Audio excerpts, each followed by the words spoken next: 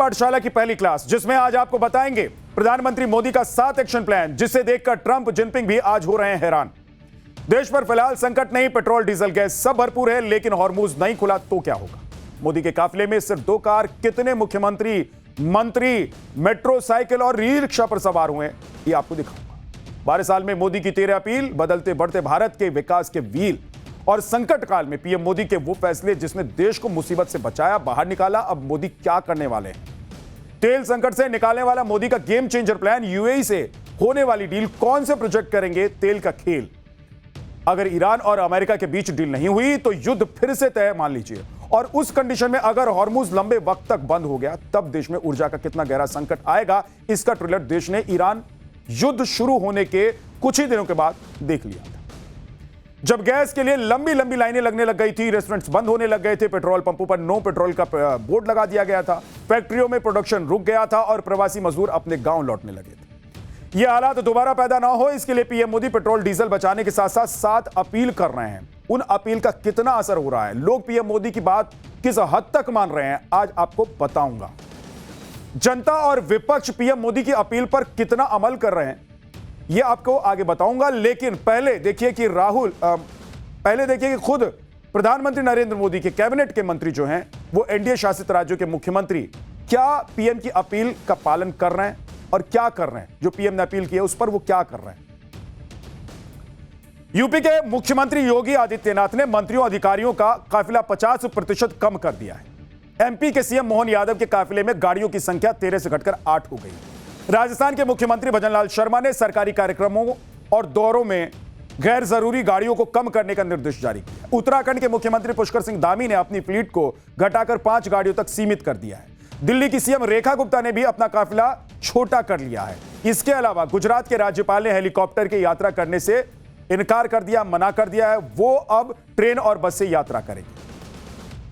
इसी तरह और भी कई राज्यों के सीएम ने क्या क्या फैसले लिए, आगे आपको बताने वाला हूं। दिल्ली से लेकर गुजरात तक बीजेपी के नेता और मंत्री कैसे लोगों को पेट्रोल बचाने का संदेश दे रहे हैं। कोई ट्रेन से चल रहा है, कोई मेट्रो पकड़ रहा है, कोई ई रिक्शा, तो कोई साइकिल से ही निकल पड़ रहा है।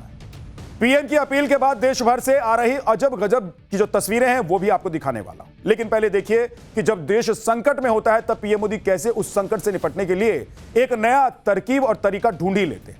आज आपको बताऊंगा कि पिछले 12 सालों में पीएम मोदी ने देश की जनता से कौन कौन सी अपील की है और उस पर जनता ने उनका कितना साथ दिया है, उन पर कितना भरोसा दिखाया है। ऐसा नहीं है कि पीएम मोदी ने पहले शासनकाल में कोई नई परंपरा शुरू की हो। देश जब जब संकट में घिरा हो तब तब नेहरू से लेकर इंदिरा तक देश के मुखिया ने जनता से कौन कौन सी अपील किया, आज आपको वो भी बताने वाला हूं। पीएम मोदी जो भी कहते हैं उसके पीछे उनका एक विजन होता है। मोदी दूर की सोचते हैं, इसलिए हॉर्मुज संकट से देश में हाहाकार मचे। इससे पहले ही पीएम मोदी ऊर्जा का इतना बैकअप रख लेना चाहते हैं कि पूरी दुनिया में भले ही हाहाकार मच जाए, लेकिन भारत की जनता को परेशानी नहीं होनी चाहिए भाई, क्योंकि प्रधानमंत्री कहते हैं कि वो सेवक है, प्रधान सेवक है, तो इसलिए वो नहीं चाहेंगे कि संकट कितना ही बड़ा हो लेकिन देश की जनता परेशान, सबके घर में चूल्हे जलते रहें, सबका धंधा पानी चलते रहे और भारत के ग्रोथ इंजन की रफ्तार धीमी ना पड़े। ये प्रधानमंत्री नरेंद्र मोदी का हमेशा प्लान रहता है। और इसीलिए पीएम मोदी ने 140 करोड़ देशवासियों से 7 अपीलें की हैं। और इसे सिर्फ प्रधानमंत्री की अपील मत समझिए, इसे मोदी की 7 प्रतिज्ञा भी आप समझ सकते हैं कि कैसे देश को आने वाले संकट से बचाना है। इसके लिए प्रधानमंत्री नरेंद्र मोदी ने जो 7 प्रतिज्ञाएं ली हैं। अब देखिए कि प्रधानमंत्री नरेंद्र मोदी ने ऐसे ही नहीं कह दिया है कि सोना मत खरीदिए, पेट्रोल डीजल को बचाइए, खाने वाले तेल का इस्तेमाल कम कीजिए और सैर सपाटे के लिए विदेश यात्रा रोक दो। पीएम की इन सभी अपीलों के पीछे एक खास मकसद है और वो है हर तरह से भारत में मौजूद डॉलर का एक नोट देश से बाहर जाने से बचाना। और यही वो 4 कारण है जिसकी वजह से भारत का विदेशी मुद्रा भंडार तेजी से खर्च होता है। और ऐसा नहीं है कि पीएम मोदी सिर्फ लोगों से अपील करके चुप हो जाते, वो जनता को भी अपनी अपील पर अमल करने के लिए प्रेरित करते हैं, हर बार करते हैं। आपको याद होगा, नहीं तो मैं बता दे रहा हूं, जब देश में स्वच्छता अभियान शुरू करने की बात आई थी तो याद है आपको सबसे पहले किसने झाड़ू उठाई थी? प्रधानमंत्री नरेंद्र मोदी। आपको याद होगा कि 2 अक्टूबर 2014 को पीएम मोदी ने दिल्ली के वाल्मीकि बस्ती में झाड़ू लगाकर इस अभियान की शुरुआत कर दी थी। और बनारस के घाट पर भी उनके सफाई अभियान की तस्वीरें सबने देखी, दुनिया ने देखी और भारत ने देखी। जब देश में नोटबंदी लागू हुई थी और पूरा देश लाइन में खड़ा था, तब पीएम मोदी की मां भी एक साधारण नागरिक की तरह बैंक में 500 के नोट बदलने के लिए लाइन में लग गई थी। यह एक बहुत बड़ा संकेत होता है, संदेश होता है। उदाहरण होता है। जब मोदी ने कहा कि किसी का काम छोटा नहीं होता है, सफाई करने वालों को छोटा मत समझो बल्कि उन्हें सम्मान दो, क्योंकि वही हैं जो पब्लिक प्लेस की सफाई और साफ उन्हें रखते हैं। इसके कुछ दिन बाद ही प्रधानमंत्री के कुंभ के मेले की वो तस्वीर भी सामने आई जिसमें सफाई कर्मियों के प्रति लोगों का नजरिया बदल गया। पीएम मोदी ने कुंभ में सफाई करने वाले कर्मचारियों के पैर भी धो दिए। ये तस्वीरें आपको याद होंगी, याद है? ये कुंभ मेले की तस्वीर। नारी वंदन कानून बनाने वाले प्रधानमंत्री नरेंद्र मोदी सिर्फ कागजों में नारी सम्मान की बात नहीं करते हैं, उनके खुद के संस्कार में वो सब कुछ रचा और बसा हुआ है। वो भरे मंच पर महिलाओं का सम्मान करते हुए दिखाई देते हैं। वो किसी भी महिला को अपना पैर नहीं छूने देते। कई बार आपने देखा होगा कि कुछ महिलाएं जब उनके सामने खड़ी होती हैं, आती हैं उनसे मिलने के लिए, तो उनके पैर छूने की कोशिश करती हैं, लेकिन प्रधानमंत्री उल्टा पैर छू लेते। और अगर किसी महिला ने जबरदस्ती पैर छू भी लिए तो पीएम मोदी भी उस महिला के पैर छूकर उन्हें पूरा सम्मान देंगे। कोविड काल में पीएम मोदी लोगों से कोविड प्रोटोकॉल का पालन करने की अपील करते थे, तब वो खुद भी उन सभी प्रोटोकॉल का पालन करते। मास्क लगाने की बात हो या फिर सोशल डिस्टेंस मेंटेन करने की बात हो, पीएम मोदी ने खुद यह सब किया ताकि आम लोग भी इस पर अमल करें। यानी कि प्रधानमंत्री वो व्यक्ति हैं जो लोगों से करने के लिए कहते हैं, उसे पहले सबसे पहले करके दिखा। अब देखिए कि पीएम मोदी ने पिछले 12 साल में अब तक 13 बार से ज्यादा देश के नाम संदेश दिया और जनता से अपील की।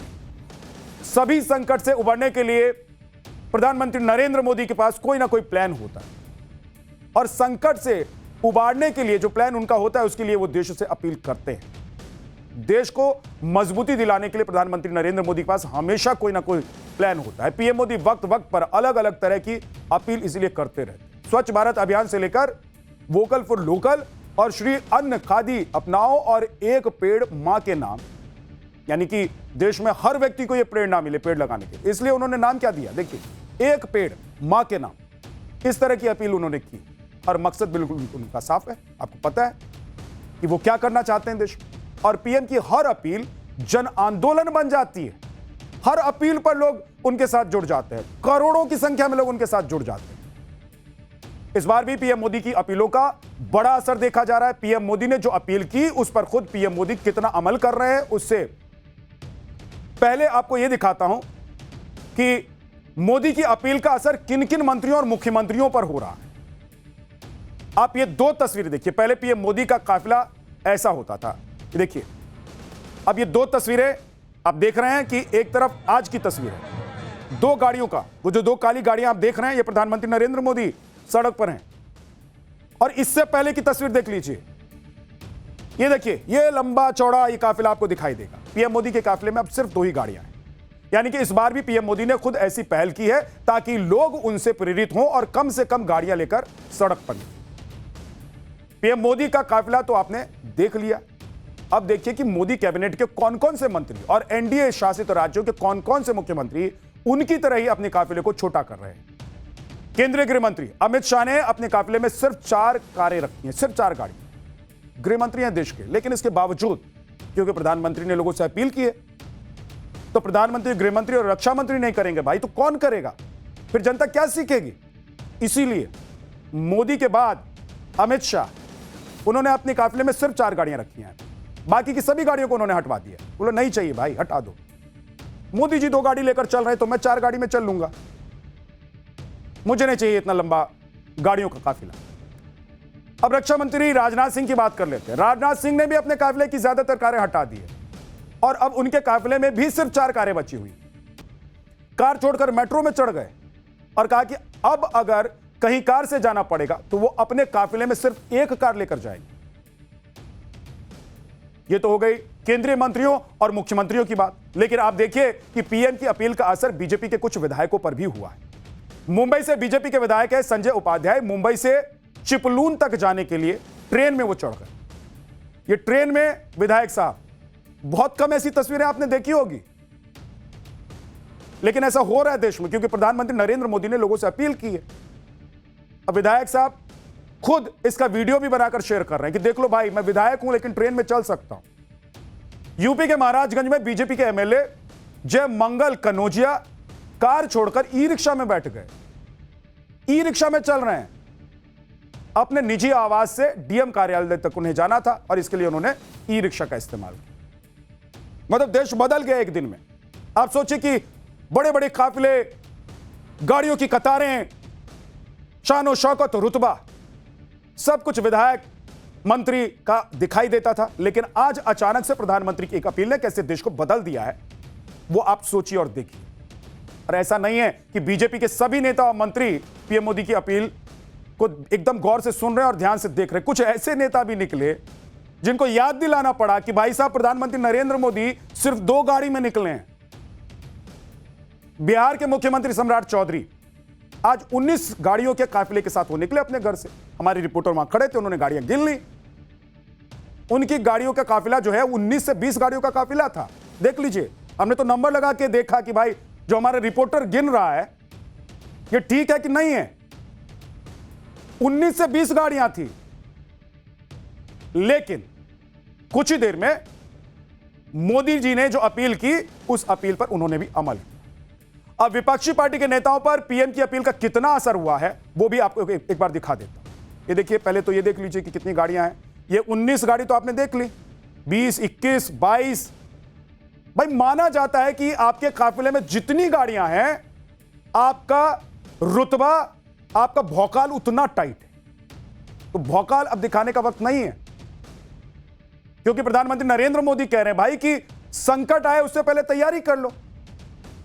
नाव में छेद हो उससे पहले उसको भर दो,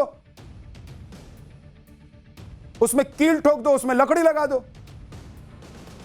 तो ये आप देख रहे हैं तस्वीरें बिहार के मुख्यमंत्री। लेकिन इसके बाद बिहार के मुख्यमंत्री सम्राट चौधरी ने भी एक ट्वीट किया और उन्होंने भी अपने मंत्रियों और अपने काफिले से गाड़ी कम करने की बात की। अब आप देख लीजिए कि जो विपक्ष में बैठे हुए मंत्री और मुख्यमंत्री हैं, यानी कि बीजेपी के विरोधी पार्टियां जो हैं वो जहां सत्ता में बैठी हुई हैं, उनका क्या हाल है। पंजाब के मुख्यमंत्री हैं भगवंत मान, आज केंद्रीय मंत्री नितिन गडकरी से मिलने के लिए वो पहुंचे। उस वक्त उनके काफिले की कारों में कोई कमी देखने को नहीं मिली। क्यों? क्योंकि प्रधानमंत्री नरेंद्र मोदी ने अपील की। अब भाई विपक्ष कैसे मानेगा? अगर विपक्ष मान लेगा तो प्रधानमंत्री नरेंद्र मोदी की जीत हो जाएगी। अब भाई सोचिए कि यहां देश की बात हो रही है, देश की बात हो रही है। भाई यहां तो मान लीजिए मोदी जी क्या कह रहे हैं। बिहार में तो 3 मंत्रियों ने गजब ही कर दिया। आज पीएम ने कार पूल करने की अपील की थी, तो बिहार में देखिए कि 3 मंत्री एक ही कार में जाते हुए दिखाई दिए। ये गजब गजब की तस्वीरें हैं, गजब। आपने कभी नहीं देखा होगा कि एक गाड़ी 3 मंत्री, आपने देखा होगा 30 गाड़ी 3 मंत्री। लेकिन ये पीएम की अपील का ही असर है।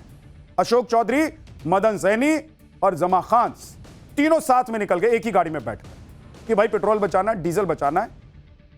क्योंकि आगे के जो हालात हैं वो क्या होंगे नहीं होंगे, इसको लेकर अभी तक कोई ठीक अंदाजा नहीं लगा रहा है।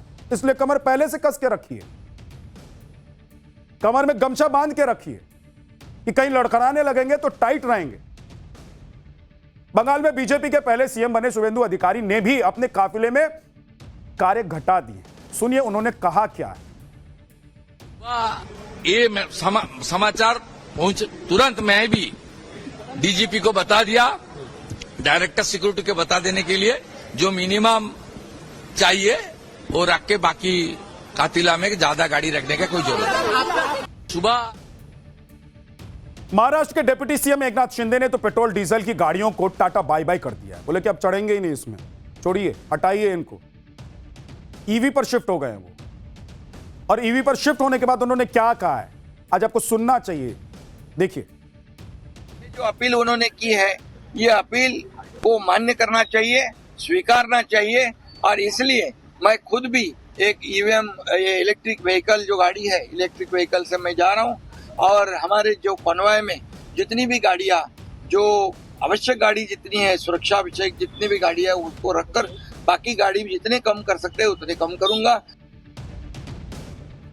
तो एनडीए और बीजेपी शासित राज्यों के जो मुख्यमंत्री हैं, मंत्री हैं, वो कम कर रहे हैं अपनी गाड़ियों के काफिले से, गाड़ियों की संख्या घटा रहे हैं। छत्तीसगढ़ के सीएम विष्णुदेव साय भी पीएम मोदी की अपील पर अमल करते हुए नजर आए। उन्होंने कहा कि उनके काफिले में भी गाड़ियां कम हो गई। हमने भी अपने कारकेट में कटौती की है। अब बहुत कम संख्या गाड़ियों की हो गई। आप देखिए कि जब जब देश पर संकट आया है तब तब जन भागीदारी के साथ उस संकट से निपटने के लिए पीएम मोदी ने कैसे अपनी एक अपील से जन आंदोलन खड़ा कर दिया है। इसकी चर्चा पूरी दुनिया में होती है कि भारत के लोग अपने प्रधानमंत्री की बात कितनी शिद्दत से मानते हैं। आप देखिए कि 8 नवंबर 2016 को पीएम मोदी ने नोटबंदी लागू की थी। तब पूरे देश में एटीएम की लाइन में लोग खड़े हुए नजर आए थे। उस वक्त देश की जनता ने मोदी के इस फैसले का समर्थन किया था। खुलकर लोग सामने आ रहे थे। विपक्ष कह रहा था कि भाई क्या हो गया क्या हो गया, लेकिन जनता कह रही थी ठीक हो रहा है, हमारे पास पैसे नहीं है, जिनके पास काला धन है वो सोचे। ये जनता उस वक्त कह रही थी, आपको याद होगा। 19 मार्च 2020 को प्रधानमंत्री नरेंद्र मोदी ने कोविड की वजह से देश की जनता से लॉकडाउन की अपील की थी। और जब यह लॉकडाउन 22 मार्च 2020 से प्रभावी हुआ तो 140 करोड़ देशवासियों ने इसका पालन किया। तब सुबह 7 बजे से रात 9 बजे तक जनता कर्फ्यू जैसे हालात होते थे। और इसी दौरान पीएम मोदी ने इस महामारी के खिलाफ लोगों को एकजुट करने के लिए एक तय वक्त पर थाली बजाने की भी अपील की। तब लोगों ने 5 मिनट तक अपनी अपनी बालकनी, दरवाजे, छत बाहर निकलकर थाली, घंटी और शंख बजाया था। 24 मार्च 2020 को पीएम ने पहली बार 21 दिनों का लॉकडाउन लगाने की घोषणा की। तब 26 मार्च से अगले 21 दिनों तक सड़कों पर सन्नाटा पसर गया था एक अपील से प्रधानमंत्री नरेंद्र मोदी। आप सोचिए, यूं ही नहीं, बीजेपी 3 बार से केंद्र में सत्ता में, और प्रधानमंत्री की जो लोकप्रियता है वो कितनी, आप इसका अंदाजा लगाइए कि एक बार बोल देते हैं तो देश की जनता उनकी सुन लेती है और उनके पीछे चल पड़ती। लोग अपने घरों में रहने लगे। उस वक्त आपको याद होगा कोविड के वक्त पीएम की अपील का पालन लोग करने लगे। 5 अप्रैल 2020 को पीएम मोदी ने रात 9 बजे 9 मिनट पर लाइट बंद करके मोमबत्ती या दिया जलाने की भी अपील की। लोगों ने पीएम की इस अपील का भरपूर समर्थन किया था। लोगों ने लाइट बंद कर दी थी, दिया जलाने लग गए थे। पीएम की अपील का असर सिर्फ अनुशासन या जन आंदोलन तक ही सीमित नहीं था, बल्कि पीएम ने जब कोविड के दौरान आर्थिक मदद की अपील की थी तब भी लोगों ने बढ़ चढ़कर प्रधानमंत्री की इस अपील को मान लिया। पीएम मोदी ने मार्च 2020 में पीएम केयर्स फंड की स्थापना की थी और कहा था कि लोग अपनी क्षमता के मुताबिक दान कर सकते हैं। तब लोगों ने पीएम केयर फंड में 10,990 करोड़ रुपए दान कर दिए थे। लोगों ने सिर्फ 5 दिनों में ही 3,076 करोड़ रुपए जमा कर दिए थे। ऐसा नहीं है कि देश को बचाने की बात प्रधानमंत्री नरेंद्र मोदी ने की है और इससे पहले किसी ने नहीं की है भाई। जो देश का मुखिया होता है उसकी यह जिम्मेदारी होती है कि वो देश को बचाने की बात करेगा। नहीं करेगा तो जनता उखाड़ कर फेंक नहीं देगी। जब जब देश पर संकट आया है उस वक्त प्रधानमंत्री की कुर्सी पर जो भी व्यक्ति बैठा था उसने देश हित में फैसला लेने की पूरी कोशिश की है और पूरी तैयारी भी की है। और उस संकट से निपटने के लिए जन भागीदारी की अपील भी उस वक्त के प्रधानों ने की है, यानी कि उस वक्त देश के जो प्रधानमंत्री रहे हैं उन्होंने की है। आप देखिए कि 1951 में जब देश में अकाल पड़ा था तब देश में खाना कम पड़ने लग गया था। उस भयंकर स्थिति से निपटने के लिए तब पीएम नेहरू ने लोगों से एक वक्त का भोजन छोड़ने की अपील की। उन्होंने अपने संदेशों में सुझाव दिया था कि लोग हफ्ते में एक बार का भोजन त्याग कर संकट के समय देश की मदद करें। और इसी तरह 1962 में जब चीन ने हमला कर दिया था उस वक्त भी देश पर संकट का बादल मंडरा रहा था और एक तरफ चीन से युद्ध के लिए हथियार चाहिए थे तो दूसरी तरफ विदेशी मुद्रा भंडार खत्म होने का डर सता रहा था। और इसीलिए पीएम नेहरू ने लोगों से नेशनल डिफेंस फंड में सोना और गहना दान करने की अपील की थी। तब इंदिरा गांधी ने अपने निजी गहने एनडीएफ में दान कर दिए थे। इसके बाद 1965 में भारत एक बार फिर से युद्ध के मैदान में उतरा था। भारत पाकिस्तान के बीच युद्ध हुआ एक बार फिर से। देश में अनाज की कमी उस वक्त थी। तब प्रधानमंत्री लाल बहादुर शास्त्री ने देश से अपील की थी कि लोग एक दिन का उपवास रखें। और 1971 में पाकिस्तान के साथ जब एक बार फिर से युद्ध हुआ तब तत्कालीन प्रधानमंत्री इंदिरा गांधी ने देश की जनता से एक खास अपील की। उन्होंने कहा था कि हम पर भारी जिम्मेदारियां आ गई और अब कड़े राष्ट्रीय अनुशासन की सख्त जरूरत है। हमें कई बलिदान देने होंगे। हमारी फैक्ट्रियों और खेतों में उत्पादन बढ़ाने होंगे हम। तो मतलब सारे प्रधानमंत्री अपील करते रहे। आज जो ये विपक्ष के नेता कह रहे हैं कि प्रधानमंत्री नरेंद्र मोदी फेल हो गए, तो ये सब जो प्रधानमंत्री थे ये सभी फेल थे क्या भाई? ये सब तो आप ही की पार्टी के थे ना। ये जो मैं नाम गिनवा रहा था ये कांग्रेस की पार्टी के ही सदस्य थे ना, देश के प्रधानमंत्री बने थे। तो ये सब फेल हो गए थे भाई। जरूरत पड़ती है तो अपील करते हैं देश के प्रधानमंत्री। आप लोग सिर्फ नैरेटिव सेट करने में लगे रहते हैं, वक्त भूल जाते, पढ़ते हैं नहीं।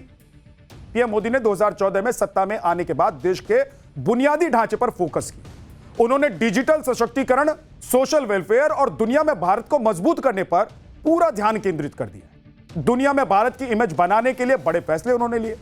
स्वच्छ भारत मिशन, जन धन योजना, digital India, make in India और जीएसटी लागू किया।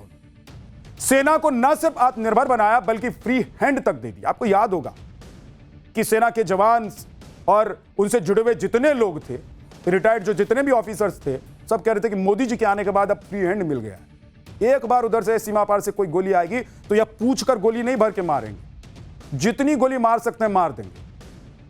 और जब जब भारत पर बड़े संकट आए तो पीएम मोदी और भी मजबूती के साथ खड़े नजर आए और ऐसे ऐसे फैसले उन्होंने लिए हैं कि पहले की सरकारें भी सोच नहीं सकती थी।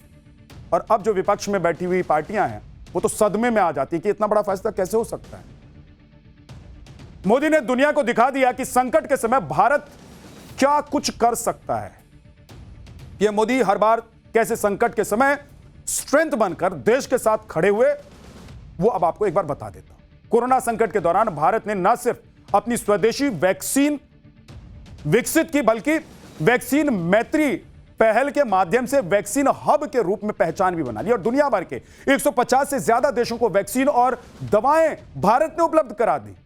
लोग सोच रहे थे कि भारत में दवाई की कमी पड़ जाएगी। भाई, दुनिया भर को भारत दवाई देता है, लेकिन जब संकट के बादल आए, पूरी दुनिया में त्राहिमाम मचा हुआ था, उस वक्त भी भारत ने दवाई विदेश में भेजी। सितंबर 2016 को उरी आतंकी हमले में 19 भारतीय जवानों की शहादत हुई। 10 दिन बाद ही भारत ने पीओके में घुसकर सर्जिकल स्ट्राइक कर दी। भारतीय पैरा कमांडो ने लगभग 50 आतंकियों और लॉन्च पैड्स को खत्म कर दिया था। 14 फरवरी 2019 को पुलवामा में सीआरपीएफ के 40 जवानों की शहादत हुई, जिसके बाद 26 फरवरी 2019 को भारतीय वायुसेना ने पाकिस्तान में एयर स्ट्राइक कर दी। आपको याद होगा कि कैसे मुंहतोड़ जवाब भारत ने दिया था। हक्का बक्का रह गया था पाकिस्तान, दुनिया देखती रह गई थी कि भाई ये कौन सा हिंदुस्तान। बालाकोट में जैश ए मोहम्मद के आतंकी ठिकानों पर पूरी तरीके से हमला कर उसे तबाह कर दिया। 22 अप्रैल 2025 को पहलगाम आतंकी हमले के बाद ऑपरेशन सिंदूर लॉन्च किया गया। एयर स्ट्राइक करके पाकिस्तान में 9 आतंकी ठिकानों को ध्वस्त कर दिया गया और बदला लिया गया। ऑपरेशन सिंदूर में जैश ए मोहम्मद और लश्कर तैयबा के कैंप्स को भी निशाना बनाया गया। पिछले साल डोनाल्ड ट्रंप ने भारतीय सामानों पर 25 से 50% तक टैरिफ लगा दिया था, लेकिन भारत ने कृषि सेक्टर में अमेरिकी दबाव के आगे झुकने से साफ इनकार कर दिया। बोला नहीं मानेंगे तुम्हारी बात, जाओ जो करना है कर लो।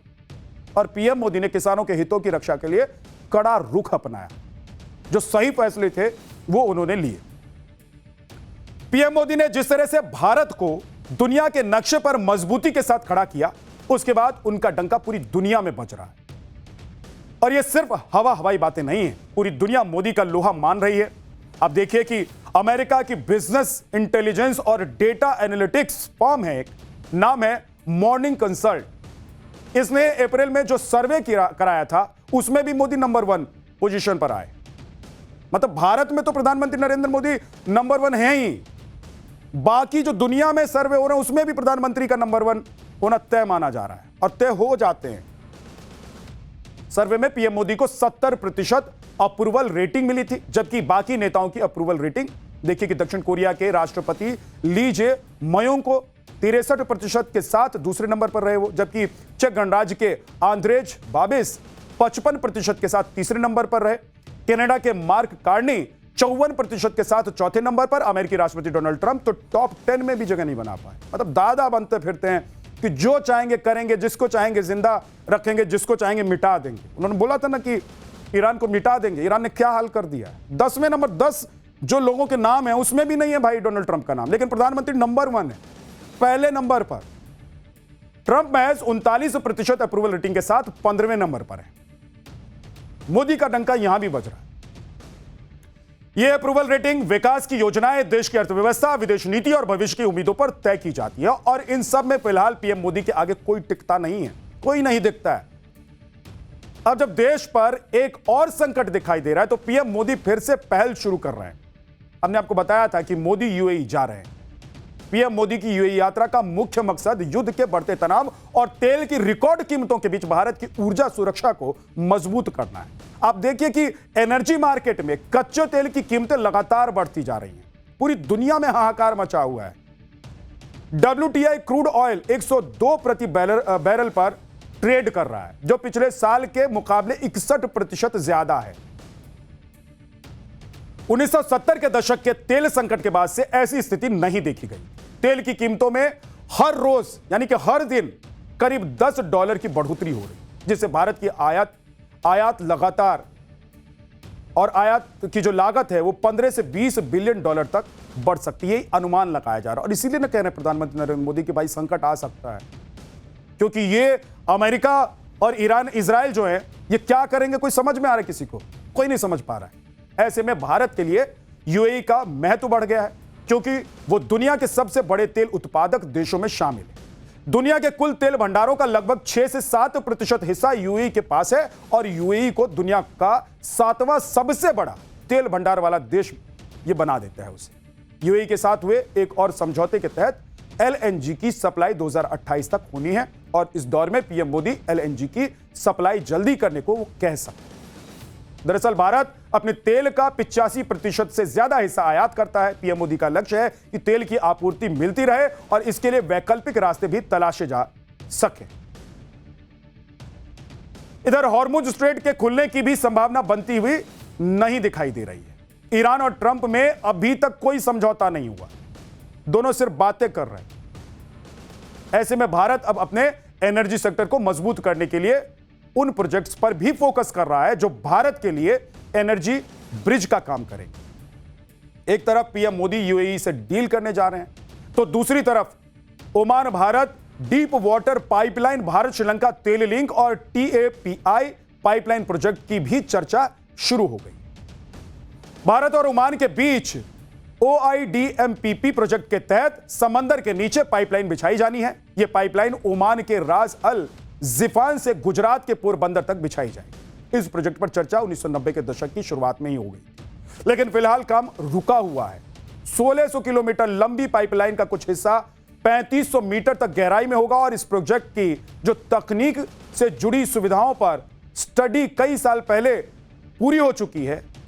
इस पाइपलाइन को प्राकृतिक गैस के ट्रांसपोर्टेशन के लिए डिजाइन किया गया है, जिसके जरिए आने वाली एलएनजी की तुलना में कम लागत पर गैस की आपूर्ति की जा सकती है और इस परियोजना की लागत करीब 5 से 6 बिलियन डॉलर हो सकती है, अनुमान लगाया जा रहा है। और यह 2 दशकों तक बड़ी मात्रा में गैस की आपूर्ति कर सकती है। दूसरा प्रोजेक्ट है भारत श्रीलंका सीमा पार तेल पाइपलाइन, जिस पर बातचीत जारी है। इस प्रोजेक्ट में भारत और श्रीलंका के साथ यूएई भी शामिल है। यह पाइपलाइन तमिलनाडु के नागपट्टिनम और श्रीलंका के ट्रिकोमाली टैंक फार्म से जोड़ेगी, जिससे ईंधन की सप्लाई के लिए छोटा और सुरक्षित रास्ता बनेगा और कीमत भी कम होगी। एक और प्रोजेक्ट है तुर्कमेनिस्तान, अफगानिस्तान, पाकिस्तान, भारत यानी कि टीएपीआई। इसका मकसद है तुर्कमेनिस्तान से हर साल 33 अरब क्यूबिक मीटर तक प्राकृतिक गैस दक्षिण एशिया तक पहुंचाना। प्रोजेक्ट का तुर्कमेनिस्तान वाला हिस्सा लगभग पूरा हो चुका है और अफगानिस्तान में काम चल रहा है, लेकिन पाकिस्तान से गुजरने वाले हिस्से में कोई काम नहीं हो रहा। पीएम मोदी ने 1 साल तक सोना ना खरीदने की भी अपील की है लोगों से।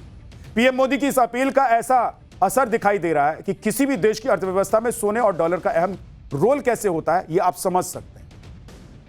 सोना सिर्फ निवेश या फिर ज्वेलरी के लिए ही नहीं होता है, बल्कि यह देश की अर्थव्यवस्था, खासकर विदेशी मुद्रा भंडार और चालू खाता घाटे को भी प्रभावित करता है। और यही वजह कि सरकार ने सोने पर आयात शुल्क को 6% से बढ़ाकर 15% कर दिया।